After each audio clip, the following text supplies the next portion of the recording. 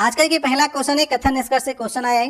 कथन में लिखा गया कि राजनेता जो हैं वो केवल सुंदर लड़कियों से शादी करते हैं और एक से सुंदर है। अब आपके पास दो निष्कर्ष हैं। पहला निष्कर्ष में लिखा गया कि एक से जो है वो राजनेता से शादी करेगी और दूसरे में लिखा गया एक से राजनेता से शादी नहीं करेगी। तो इन दोनों निष्कर्षों में से आपको कौन सा निष्कर्ष सही लग रहा है, इसे एक बार आप लोग करने का प्रयास करिए। देखिए, कथन में साफ साफ लिखा गया है कि राजनेता जो हैं वो केवल सुंदर लड़कियों से शादी करते हैं और एक से सुंदर है। तो एक्स के पास भी तो ऑप्शन होगा कि वो नेता से शादी करना चाहती है कि नहीं करना चाहती है। यदि वह सुंदर है तो नेता से शादी कर भी सकती है और नहीं भी कर सकती है। भाई शादी तो करेगी ही करेगी, तो या तो नेता से करेगी या तो किसी अन्य से करेगी। वही तो निष्कर्ष में लिखा गया है कि एक से जो है राजनेता से शादी करेगी, ये भी सही हो सकता है। एक से जो है राजनेता से शादी नहीं करेगी, ये भी सही हो सकता है। तो ऑप्शन नंबर हमारा सही होगा, या तो पहला अनुसरण करेगा या तो दूसरा अनुसरण करेगा। तो कौन सा ऑप्शन सही होगा? ऑप्शन नंबर हमारा पहला सही होगा। अब देखिए, नेक्स्ट हमारा दूसरा क्वेश्चन है, जैसे मध्य प्रदेश का संबंध हीरे से है वैसा ही संबंध आपको कर्नाटक का बताना है। कर्नाटक का किस धातु के साथ में संबंध होगा? तो यहाँ पर चार ऑप्शन दिए गए, प्लेटिनम, तांबा, सोना और चांदी। तो मध्य प्रदेश में आपको मालूम है कि पन्ना की खान है, वहां से हीरा निकलता है। तो कर्नाटक में आपको मालूम है कोलार और हट्टी की खाने हैं, वहां से सोना निकलता है।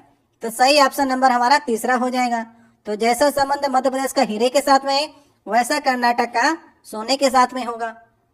अब देखिए, नेक्स्ट हमारा तीसरा क्वेश्चन है, अगर घड़ी पर नंबर 1 की जगह पर m लिखा जाए और नंबर 2 की जगह पर n लिखा जाए, बदल दिया जाए, तो इसी प्रकार अन्य अंक को भी बदला जाए, तो जब 21 बजेगा तो घंटे की सुई किस अक्षर पर होगी, आपको बताना है। तो कैसे करेंगे? तो सबसे पहले एक घड़ी बना लीजिए आप लोग इस प्रकार से। इसमें जो कह रहा है उसे हम लोग लिख लेते हैं। तो यहाँ पर क्या होगा? यहाँ पर 12 होगा, यहाँ पर 6 होगा, यहाँ पर 3 होगा और यहाँ पर 9 होगा।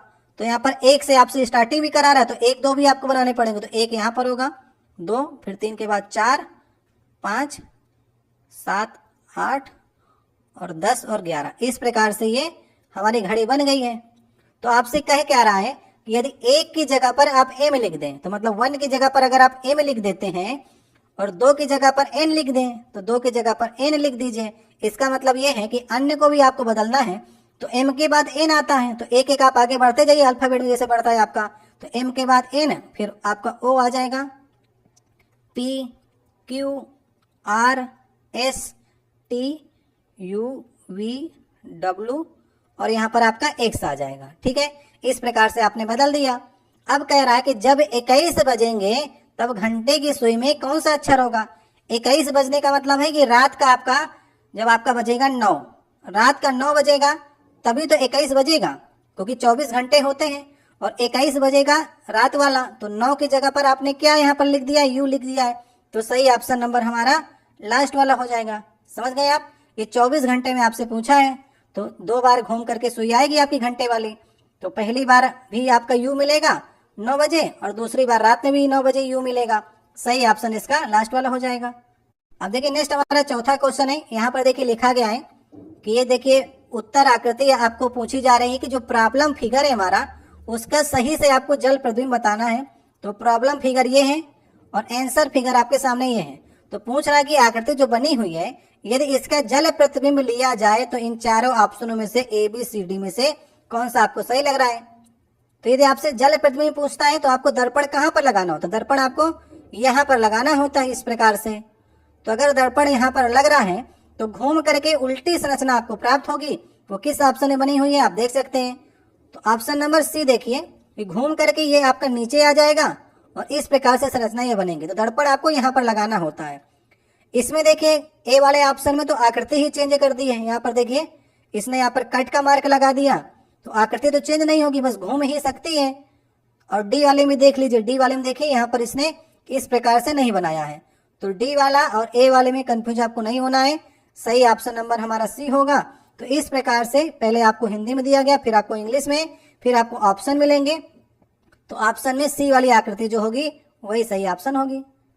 अब नेक्स्ट देखिए, पांचवा क्वेश्चन है। यहाँ पर एक आकृति आपको दी गई है इस प्रकार से, आप देख सकते हैं। तो ये आकृति जो है इन चारों विकल्पों में से आपको देखकर बताना है ए बी सी डी में से ये आकृति किसके अंदर जो है समाविष्ट है। समाविष्ट का मतलब छुपी हुई आकृति जो है आपको बतानी है। तो ये आकृति अगर आप देख रहे हैं सी वाले ऑप्शन में तो आप गलत की ओर जा रहे हैं, क्योंकि इसकी देखिए सी वाले में ये छोटा से है और इसकी देखिए ये बड़ी से है पूरी, और ये आपको मिलेगी बी वाले ऑप्शन में। ये देखिए छुपी हुई है ना इसके अंदर ये वाला, तो बी वाले ऑप्शन में आपको ये आकृति छुपी हुई नजर आएगी। ऑप्शन नंबर बी सही होगा। तो चलिए ऑप्शन को देख लेते हैं। तो ऑप्शन नंबर बी लिखा गया है ए वाले में, तो इस प्रकार से आपको ए ऑप्शन सही करना होगा। नेक्स्ट देखिए हमारा 6वां क्वेश्चन है। इसमें आपसे कहा जा रहा है कि दी गई जो अक्षर श्रृंखला है उसमें अनुपस्थित पद का आपको पता लगाना है। तो यहाँ पर BGL से स्टार्टिंग की है, फिर DIN है, तो नेक्स्ट पद आपको बताना है। तो अगर बी से देखिए डी हो रहा है तो बी हमारा दूसरे नंबर पर होता है और डी चौथे नंबर पर होता है, मतलब 2 की आगे बढ़ोतरी की गई है। उसी प्रकार अगर आप यहाँ पर देखें डी से अगर आप 2 आगे बढ़ाएं तो आपको मिलेगा यहाँ पर एप्स। तो एफ से आपको स्टार्टिंग करेंगे तो एफ हमारा 6 हो गया और एच हमारा 8 होता है, तो मतलब हम लोग सही जा रहे हैं।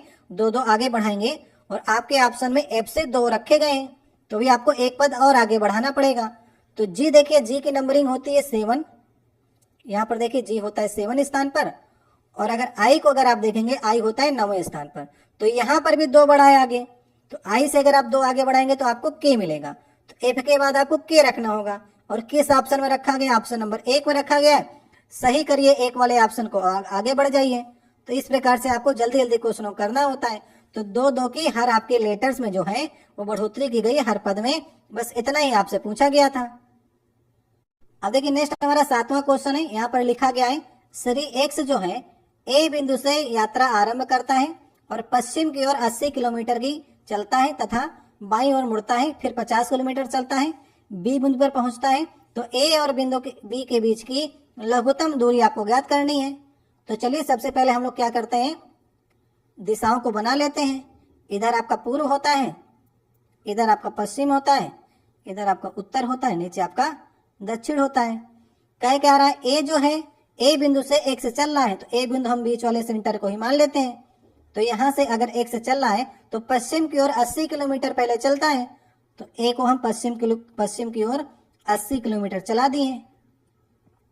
अब नेक्स्ट क्या कह रहा है कि फिर वो बाईं ओर मुड़ता है, तो बाईं ओर किधर होगा, नीचे की ओर होगा उसका बाईं ओर, नीचे की ओर बाईं ओर, और कितना चल रहा है 50 किलोमीटर चलता है और बिंदु बी पर पहुंचता है। तो अभी ये यहाँ पर ए था, अब पहुंच गया बी पर। तो आपसे कह रहा है कि ए और बी के बीच में लघुत्तम दूरी ज्ञात करना है। तो जो सबसे कम दूरी होती है वो उसकी विकर्ण की दूरी ही होती है। तो ये वाली दूरी आपको ज्ञात करनी है। तो आपको यहाँ पर क्या लगाना पड़ेगा, यहाँ पर आपको पाइथागोरस थ्योरम लगाना पड़ेगा और कर्ण आपको निकालना है। तो कर्ण निकालना है तो आधार का स्क्वायर प्लस लंब का स्क्वायर, इन दोनों का अंडर रूट ले लेंगे तो आपको आंसर मिल जाएगा। तो अगर हमको विकर्ण निकालना है तो अंडर रूट में आप लिखना पड़ेगा 80 का स्क्वायर और प्लस 50 का स्क्वायर। ठीक है, तो यहाँ पर ये 6400 आ जाएगा और प्लस 2500। इसमें से देखेंगे तो 100 आपका अंदर आपका कॉमन मिलेगा और 100 को बाहर निकलेगा 10 आ जाएगा, और 64 और 25 को अगर आप देखेंगे इनका योग करके तो ये आपका 89 बनेगा। ठीक है, तो 89 तो बाहर आएगा नहीं, तो 10 अंडर रूट 89 जो होगा वो सही ऑप्शन होगा। ऑप्शन नंबर हमारा इसमें से तीसरा वाला ऑप्शन। तो जब भी आपसे लघुत्तम पूछेगा तो आपको विकर्ण की दूरी निकालनी होगी, ये बात आपको ध्यान रखनी है। अब देखिए नेक्स्ट हमारा 8वां क्वेश्चन है। यहाँ पर आपको वेन आरेख दिया गया है और लिखा गया है कि यहाँ पर इंग्लिश, हिंदी और तमिल का ये वेन आरेख है और आपसे पूछा क्या जा रहा है, इसके अनुसार यथार्थता 2 भाषाएं बोलने वाले छात्रों की कुल संख्या आपको बतानी है जो 2 भाषाएं बोलते हो। तो बताइए इंग्लिश, हिंदी और तमिल में 2 भाषाएं बोलने वाले अगर आप गोले में देखेंगे तो पहला तो देखिए एल जो है वो आपका इंग्लिश और हिंदी दोनों बोलता है, तो एल को ले लीजिए। फिर यहाँ पर एम को पकड़ लीजिए, एम भी आपका इंग्लिश और तमिल दोनों बोलता है, एम को पकड़ लिया क्योंकि दोनों गोले के अंदर है। और ओ को पकड़ लीजिए, ओ भी आपका 2 भाषाएं बोलता है। एक बात ध्यान रखिएगा, इसमें आपसे पूछा है इंग्लिश में अगर आप देखेंगे तो यहाँ पर लिखा गया है एग्जैक्टली 2। यदि आपसे कहता कम से कम 2 भाषाएं, तब यहाँ पर उसमें आप एन को भी शामिल कर लेते हैं, बीच वाले को, क्योंकि बीच वाला तो तीनों भाषाएं बोलता है। लेकिन यहाँ पर आपसे पूछा गया एग्जैक्टली 2 वाली भाषाओं को सिलेक्ट करना है आपको। तो एल, एम और ओ वाले ऑप्शन को आपको सही करना है। आपके ऑप्शन में देखिए एन वाला भी रखा गया है, यदि आप वहां पर ध्यान नहीं देंगे ना तो आप कम से कम वाले को सही करके चले जाएंगे, आप एन को भी शामिल कर लेंगे क्योंकि एन भी आपका कम से कम 2 भाषाएं तो बोलता है। लेकिन आपसे पूछा गया था कि एग्जैक्टली टू भाषाएं जो बोलता है वो आपके पहले वाले ऑप्शन में रखे गए हैं।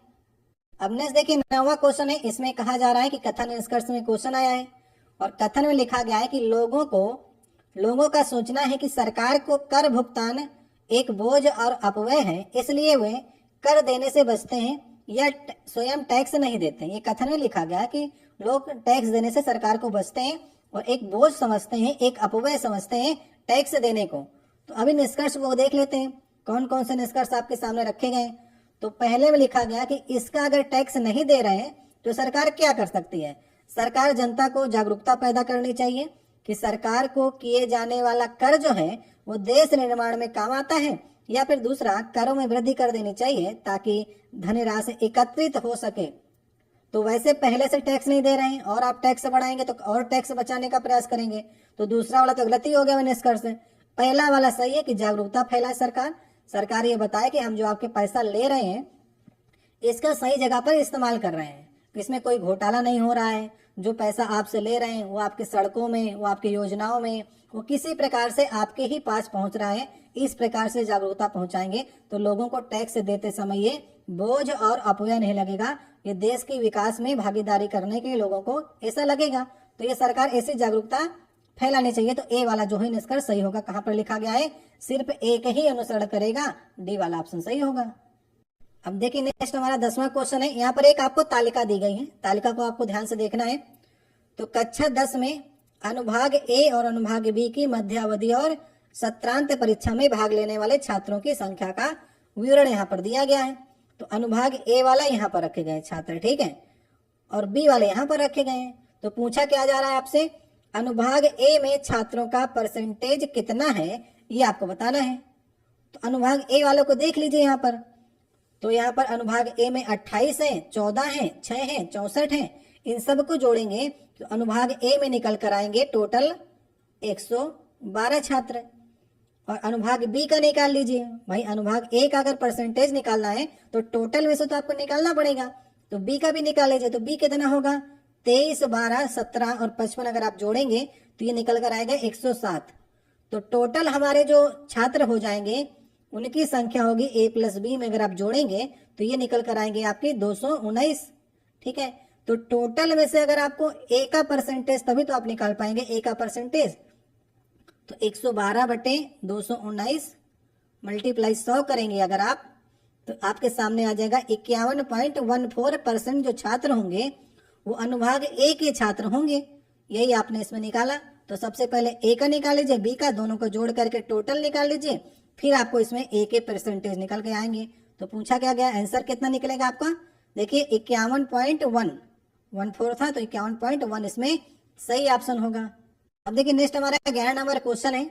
इसमें लिखा गया कि मेरी वर्तमान आयु का 3/5वां उतना ही है जितना कि मेरे चचेरे भाइयों में एक की आयु का 5/6वां हिस्सा है।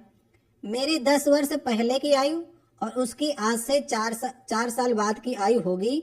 मेरी वर्तमान आयु कितनी है ये आपको बताना है। तो यहाँ पर देखिए कि यदि आप x से करना चाहते हैं तो वो भी आपका आसानी से लग जाएगा। अगर आपने वर्तमान आयु जो है मेरी उसकी स्वयं की x मान ली तो वर्तमान आयु, तो वो कह रहा है कि 3/5वां उतना ही है। तो 3/5 x मतलब कि उसकी जो वर्तमान आयु आपने x मान ली उतना ही है जितने उसके चचेरे भाई की 5/6वां हिस्सा है। तो 5/6 उसके चचेरे भाई की आपने y मान ली, ठीक है। तो x और y में अगर यहाँ पर से आप रिलेशन दिखाएंगे तो इसका तिर्यक मल्टीप्लाई करेंगे तो यहाँ पर से एक आपके पास समीकरण निकल के चला आएगा 18x minus 25y equal to 0। ये पहला आपका समीकरण हो गया। दूसरे में कह रहा है मेरी 10 वर्ष पहले की आयु और उसकी आज की 4 साल की आयु की 4 साल बाद की आयु जो है वो बराबर है। तो मेरी 10 साल पहले की आयु, तो उसकी अगर x थी पहले तो 10 साल पहले कितनी होगी, x माइनस 10। और अभी क्या कह रहा है उसकी आज से 4 साल बाद की आयु होगी, मतलब कि चाचा वाले की। तो चाचा की अगर इस समय y है तो 4 साल बाद x y प्लस 4 होगी।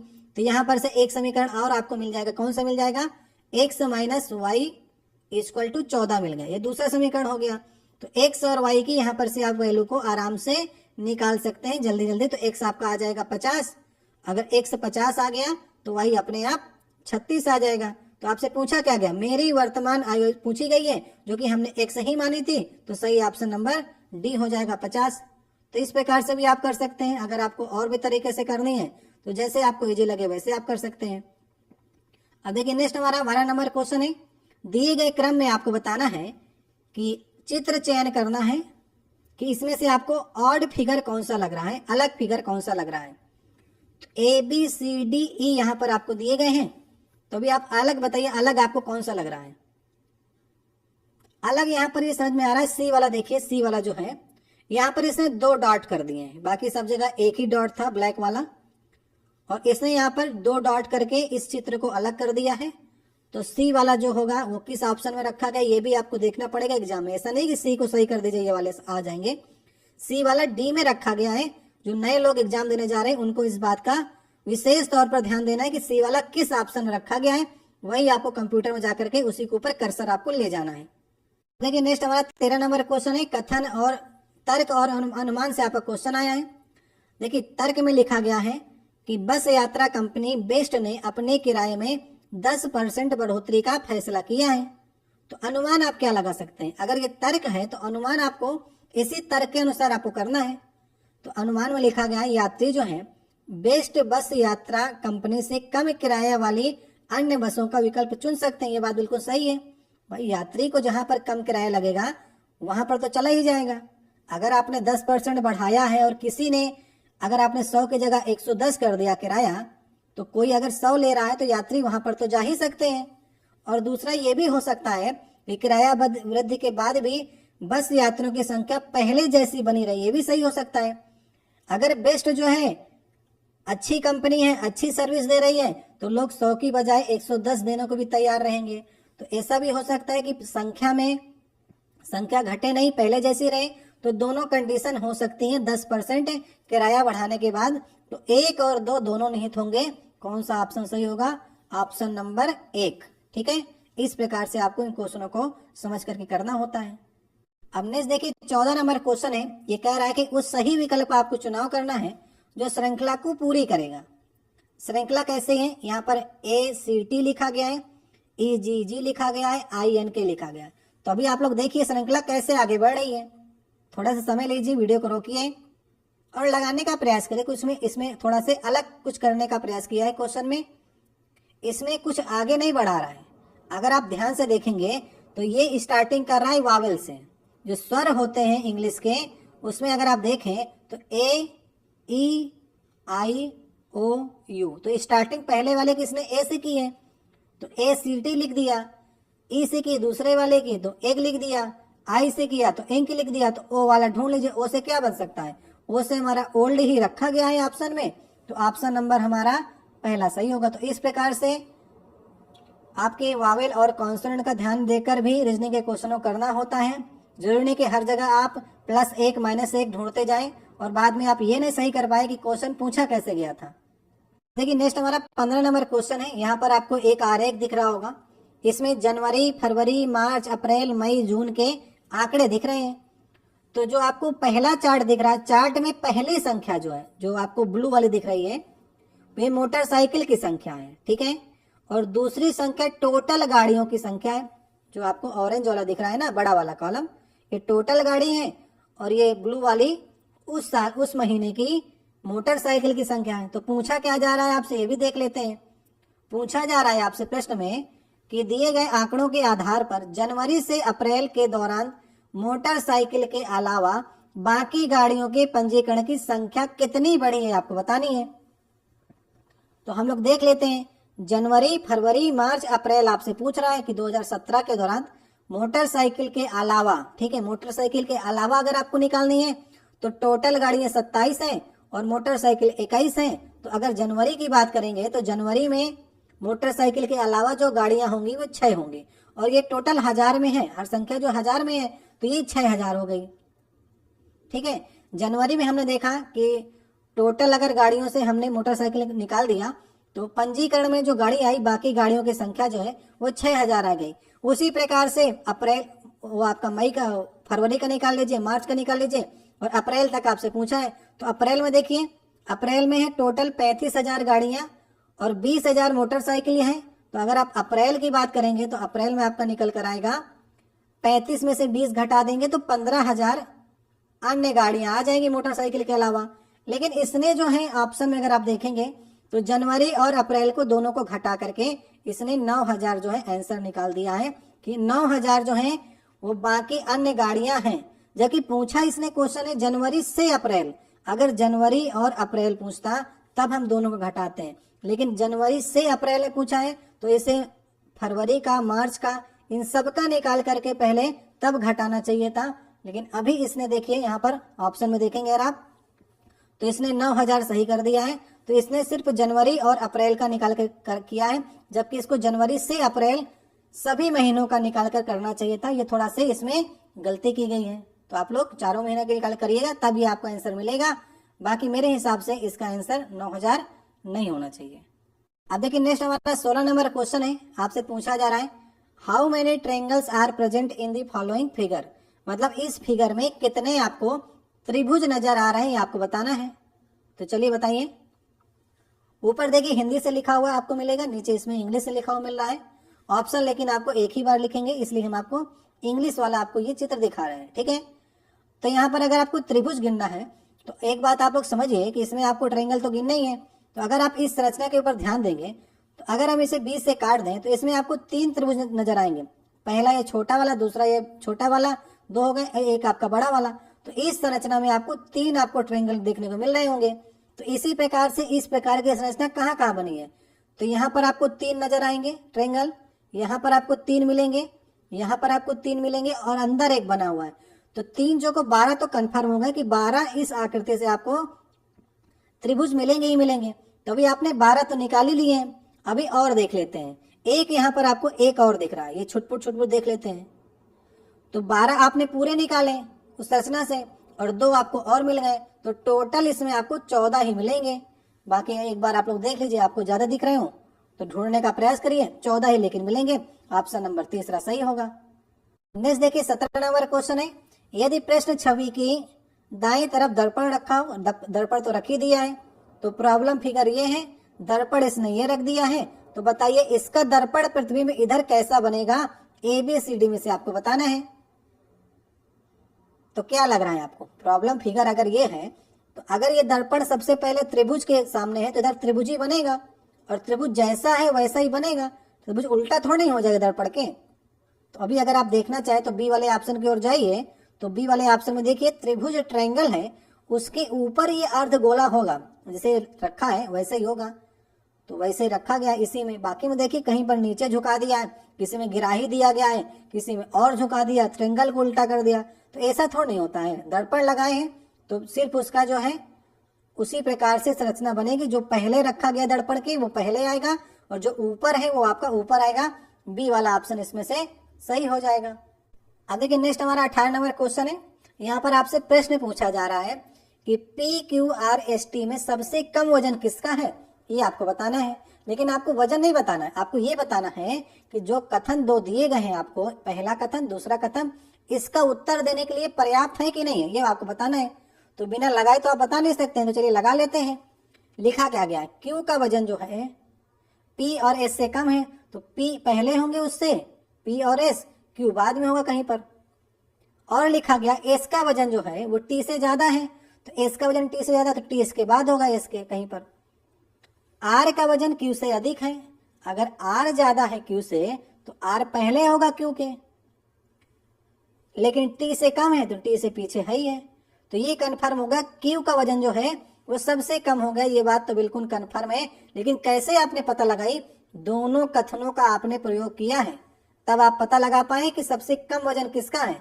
तो इसमें से कौन सा सही होगा, तो इसमें सही होगा कथन 1 और 2 दोनों पर्याप्त होंगे प्रश्न का उत्तर देने के लिए। इस प्रकार के क्वेश्चन आपके एग्जाम में बनते हैं, तो तैयार होकर आप लोग जाइएगा। अब देखिए नेक्स्ट 19 नंबर क्वेश्चन है। तो आपको बताना है समरूप जोड़ी बताना है। समरूप जोड़ी का मतलब जैसा संबंध बढ़ई का हथौड़ी के साथ में है वैसा संबंध आप 4 ऑप्शन में से ढूंढिए। तो बढ़ई का एक औजार है हथौड़ी, भाई कंप्यूटर का लेखक ये कोई बना नहीं, क्रेन का बिल्डर कोई बना नहीं, कुल्हाड़ी लकड़हारा ये तो उल्टा संबंध हो गया। नलसाज जो है, प्लम्बर जो है, उसका यंत्र है पाना, तो सही ऑप्शन हो जाएगा हमारा ये लास्ट वाला ऑप्शन। तो जैसे बढ़ई का यंत्र है हथौड़ी, वैसे नलसाज का है पाना, तो सही ऑप्शन हमारा लास्ट वाला। तो इस प्रकार आपको ध्यान से इन प्रश्नों को देखना होता है। अब देखिए नेक्स्ट हमारा 20 नंबर क्वेश्चन है। आपसे पूछा जा रहा है कि ये जो आपको आकृति दी गई है, फिगर दिया गया है, इसकी आपको वाटर इमेज निकालनी है। मतलब कि आपसे पूछा जा रहा है कि जल प्रतिबिंब बताइए। तो जल प्रतिबिंब के लिए नीचे आप यहाँ पर लगा दीजिए दर्पण। अगर नीचे दर्पण लगाएंगे तो ये संरचना बिल्कुल से उलट करके नीचे वाली आनी चाहिए। ये आपको दिख रही होगी सी वाले ऑप्शन में, ठीक है। जब भी आपसे वाटर इमेज पूछेगा, जस्ट आप यहाँ पर लगा लीजिए दर्पण को नीचे, और बिल्कुल आपको संरचना को उल्टा करना है। तो जो तीर यहाँ पर आपका नीचे की ओर है, वो नीचे की ओर रहेगा तो ऊपर की ओर आ जाएगा, और आपका तीर अगर ये ऊपर की ओर है तो ये नीचे की ओर आ जाएगा। इस प्रकार से जल वाली संरचना में ये उल्टा आपको प्रतिबिंब देखने को मिलता है। तो सही ऑप्शन कौन सा हो जाएगा? सही ऑप्शन नंबर हमारा तीसरा, जहां पर सी लिखा गया है। अब देखिए नेक्स्ट हमारा 21 नंबर क्वेश्चन है। दी गई श्रृंखला में आपको अलग चित्र चुनना है। ऐसे सवाल पहले बहुत पूछे जाते थे, और अभी आपको, अगर आप पुराने छात्र हैं तो इस प्रकार के सवालों को लगा पाते हैं कि नहीं। अभी 2-3 साल से ये सवाल आने बंद हो गए हैं, लेकिन पहले ये सवाल आते थे। आपके रेलवे के हो गया, एसएससी हो गया। तो अभी आपको देखिए अलग अगर आपको संरचना देखनी है तो ए देखिए, यहाँ पर ए जो है वो 3 आपकी लाइनों से आपका बनता है। पहली लाइन, दूसरी लाइन और तीसरी लाइन, इस प्रकार से। एफ भी आपका 1 लाइन, 2 लाइन, 3 लाइन से बनता है। उसी प्रकार से आई भी आपका 3 लाइन से बनता है, पहला, दूसरा और तीसरा। जेड भी देखिए 3 लाइन खींचेंगे तो 1, 2, 3। लेकिन एल जो है आपका वो 2 लाइन से बनता है, ऐसे ऐसे, ठीक है। तो यहाँ पर अलग जो संरचना होगी वो 5 नंबर, मतलब कि सी वाला ऑप्शन जो होगा वो सही ऑप्शन होगा। तो इस प्रकार से क्वेश्चनों को आपको देखना होता था, और अभी ये क्वेश्चन थोड़े बंद हो गए हैं, लेकिन आने तो चाहिए आपको कि इस प्रकार से भी सही हो सकते हैं। इसलिए आपको ये पेपर आपको कराए जा रहे हैं कि आप पैटर्न और लेवल को देख लीजिए कि इस पैटर्न के क्वेश्चन भी आपके एग्जाम में पूछे जाते हैं। अब नेक्स्ट देखिए 22 नंबर क्वेश्चन है। भोजन वैसे ही फ्रिज से संबंधित है जैसे कपड़े किससे संबंधित है, आपको बताना है। तो भोजन को आप फ्रिज में रखते हैं, तो कपड़े को आप कहाँ पर रखते हैं? कपड़े को अलमारी में रखते हैं। सही ऑप्शन नंबर हमारा तीसरा हो जाएगा। तो कुछ क्वेश्चन इजी भी होंगे जिसे आप जल्दी से सही करके अपने समय को बचा सकते हैं।